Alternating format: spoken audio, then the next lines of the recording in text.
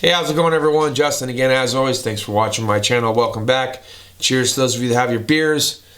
Yes, it's the weekend. All right, first thing up, I want to give a huge shout out to my boy Snap Mac. That's his alias going on YouTube. Look, man, without him, this otherwise couldn't have been possible. But I had an eTorx 5 that actually ended up being an eTorx 4. And because I ran into a situation where I needed an eTorx 5 and I went to grab it, it did not fit. Couldn't understand it. Made by Mac Tools. So I went and grabbed my 4 and I went to put it on. Wouldn't fit either. Couldn't understand that. Went and grabbed my boss's Mac Tools, also inverted Torx, E5, fit just fine. Started taking a closer look at my E4 and my E5, and they were notched and grooved the exact same diameter. Barrel was a little bit different. So this same toolkit that I've had for almost 9 years now, all of a sudden I finally realized that one size was made the exact same as the E4, but stamped with an E5. He went ahead and got it warrantied out for me. I shipped it back east. He took care of, that's not all that he took care of. He also sent me some really cool Mac swag. I got this sick hat made by Mac Tools.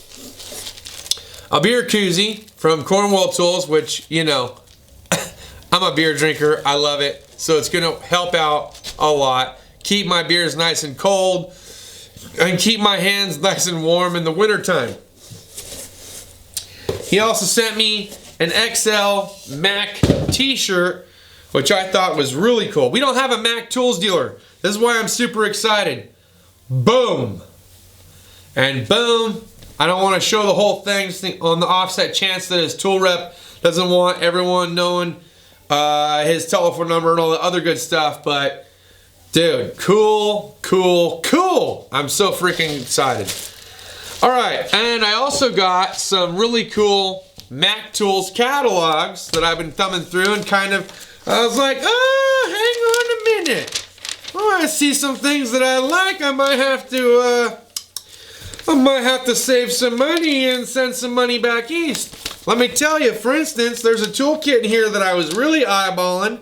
It's $478.99. It's a 10-ton hydraulic body repair kit. They call it that. But you'll see right here, that's the kit. Now, if you've ever done a transmission on pretty much any mid to late 90s Dodge, you'll know that that cross member is flexed into the frame. So when you go to remove it, you can beat and bash it all you want with a hammer to get the subframe out. But putting it back in is a little bit of a chore, to say the least. That being said, we actually have one. I believe it's a 5 or 8 ton hydraulic separator for the body. Over time, and this is of course over a 15-year period, the tube is actually kind of partially bent, so it only goes down to a certain, still works, so we still use it. But I was like, hey, heck yeah, I do enough transmissions on Chrysler products where I work that we might as well be a Chrysler dealership and a Ford dealership, because your boy here is getting really goddamn proficient at working on them 6-liters. I'm telling you, I'm learning some tricks. I've adapted a few tools myself to make it work for me. Your boy's getting good at them. So I'm really excited. I'm very thankful that I've got friends on YouTube that are able to take care of things like this for me. And I appreciate it. I really do. So 2 thumbs up. Thanks, brother Snap Mac. I appreciate it. All right, that being said, the main topic for this evening is going to be completely relative to the Mechanic OC's last video upload. And then towards the end of the video, I'm going to share with you a little piece of YouTube information that's got me a little bit puzzled that might actually help you guys to better understand what the heck's going on right now. But first, the Mechanic OC just did a live stream today talking about in what order should you take your ASEs as far as mechanic testing and ASE testing. And he gave his own little spiel. I'll put a link down to his live stream / video that he just did down in the description. But let me tell you guys this. Look, I love Nestor. I think he's a great guy, and he's got a lot of really good information. But as far as this specific topic, I don't want to say that he's way off base, but I don't think that he fully understands how certifications can either help or hinder you depending on what kind of position that you're going for. So I wanted to further elaborate a little bit on this and just kind of briefly discuss it. So, okay, in order for you to become a certified smog tech, there's a handful of ASE certification requirements that you need to meet. You need, and correct me if I'm wrong, because I'm not a certified smog tech, but from what I remember, you need the engine repair ASE certification. You need the engine performance ASE certification. You need your advanced level engine performance certification. And then you have to go to a certified school to teach you how to actually smog a vehicle and what passes and fails, etc. So you have to have all those things to meet the requirements of a California smog certified technician or repair shop. Those are the things that you have to have. Everything else could be looked at as a bonus. Now, talking about dealership techs. If you're a dealership tech and you've made it through all your level 1s and all your level 2s and pretty much all the way through all your level 3s, the only thing that's going to make you a master Ford tech or a master Chrysler tech is to have ASEs in those specific areas. Otherwise, you're just a Chrysler level 3 tech or a Ford level 3 tech.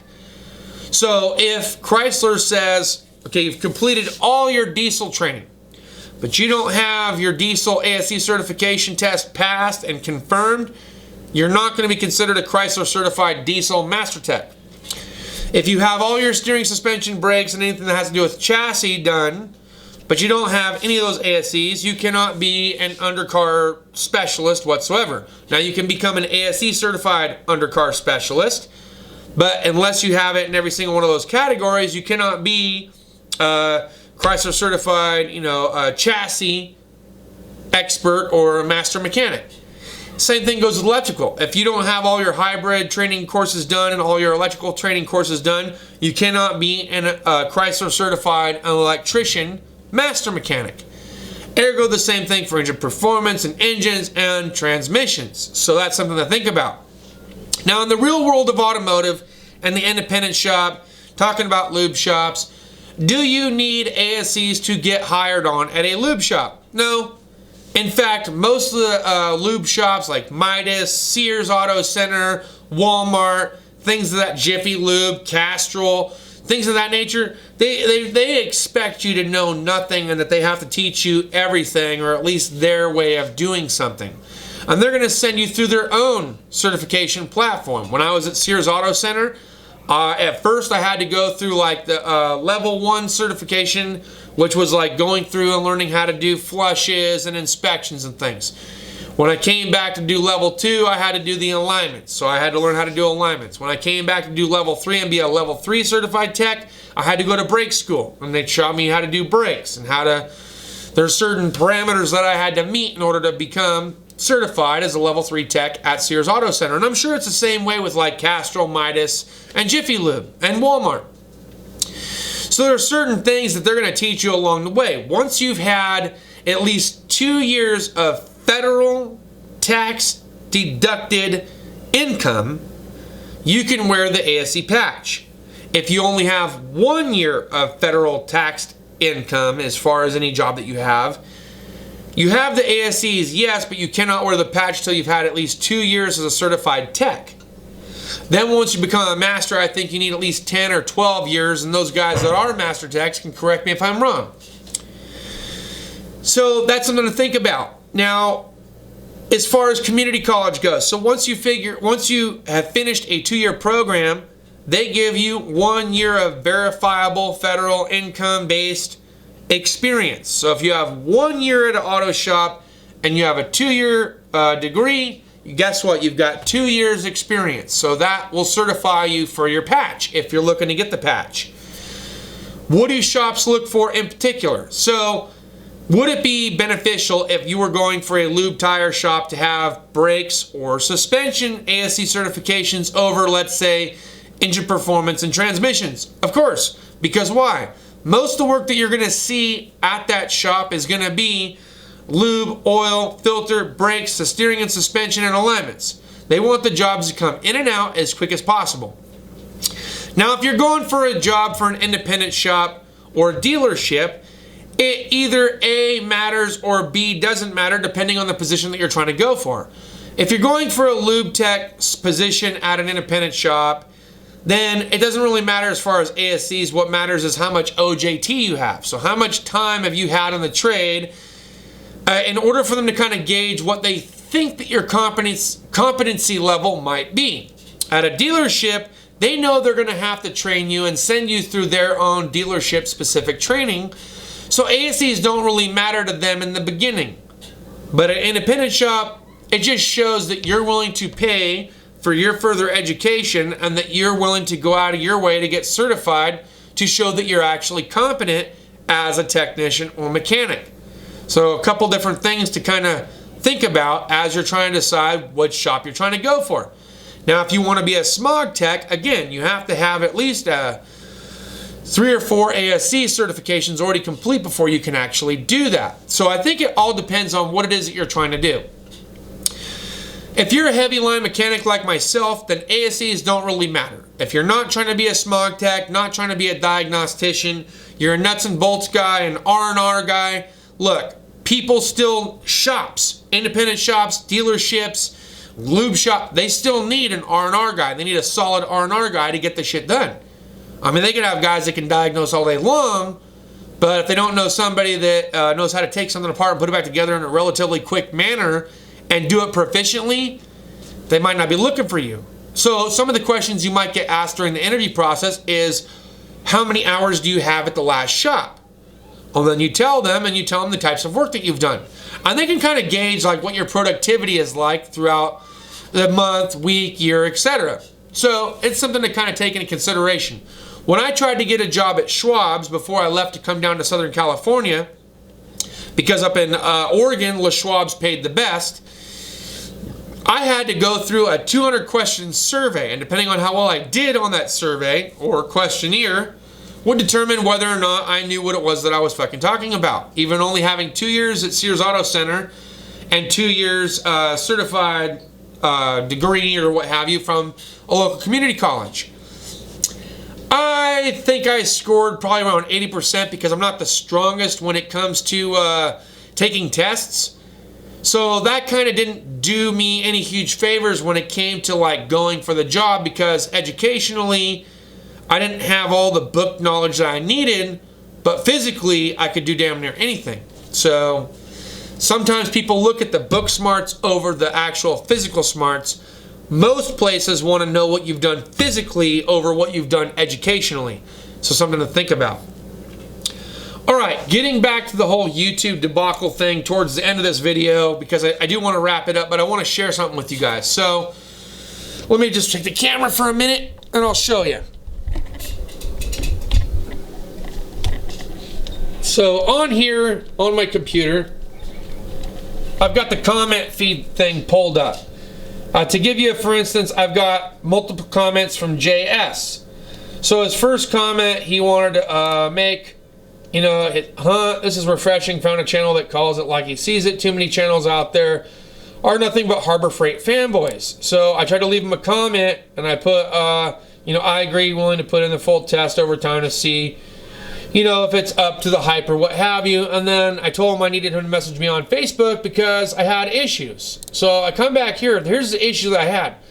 His secondary comment before I told him to message me on Facebook was, clear this up for me. So he had another question 11 minutes ago. I go to click on it and it takes me to a page where his information isn't even on here. There's no question on here. There's no way for me to actually reply back, answer. Sorry, getting a lot of pop-ups here.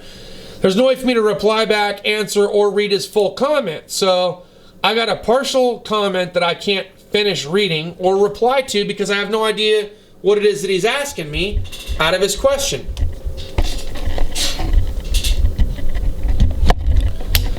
Alright, so that being said, look, it's not impossible for me to reply back to you guys in the comments. I do my best. Most of you guys have asked me what it is that I operate off of as far as a camera or whatever. Most of the time I'm using my iPhone 7, and I try to thumb through and reply back, but I've had the same exact issue on this when it comes to replying back to comments as I have on the computer. For the most part, outside of my iPhone 7, I use the Sony a5100. When we're doing our little sit-down chats here in the garage, I'm on the Canon T6i Rebel. So I have an issue I can't resolve currently because YouTube has changed the, I don't want to say algorithm, they've changed the format for the content creator, where not only do I have no control over how to reply back to certain comments, but I also have no control over monetization. When it comes to the monetization, you guys might see commercials before, during, after, etc. I can select before, during, after. That's it. I cannot tell you how many commercials are being played. I don't have that control anymore. Before, I used to be able to decide, hey, look, one commercial in the beginning, maybe a commercial at the end, maybe I throw one in the middle, or I don't put any in the middle. Now, I can't even decide that. I'm literally allowed to put beginning, middle, end, and then they put up however many commercials they wanted to do. Like this last video that I did where I'm trying to figure out like which Harbor Freight toolbox that I want to purchase, I put during and end and no beginning commercial. Oh, when I woke up that morning and I had like 2,500 views and like 13 dislikes or something like that, I was like, wow, why do I have so many dislikes? So I checked it out and I had like 6 freaking commercials all throughout the video, and I hate that. Not just as a content creator, but I absolutely hate that as a viewer. I can't stand going to a channel and trying to watch some good informative information and be interrupted constantly by stupid commercials. I absolutely hate it. So I removed the during part and just left the after. Then I came back later on this evening to try to watch it, and they had 2 that played in the beginning and 1 that plays at the end. And I'm like, what the crap? So at this point in time, guys, I've got no control over monetization, and I'm having extreme difficulty with replying back. So if you want to connect with me socially, you have a specific question, or you're really interested in a specific topic that I had, message me on Facebook or Instagram. All the links are on the homepage of this YouTube channel, and I'll try to put them down in the description. That's all I can say, guys. That's all I have no control anymore. YouTube has taken the control aspect away from content creators. It's just a bunch of hokum. That's all I got for this video. Thanks as always for watching. I hope you enjoyed it. Snap Mac, thank you for the awesome package. I appreciate it. We'll see you guys next time. Deuces.